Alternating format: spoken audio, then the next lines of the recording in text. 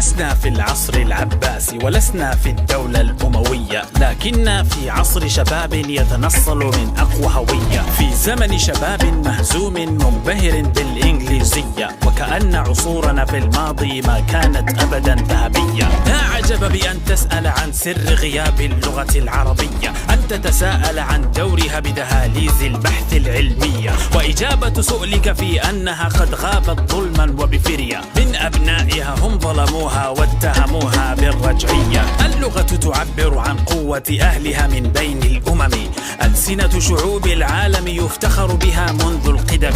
راجع تاريخك كي تعرف من هم أسياد الكلم.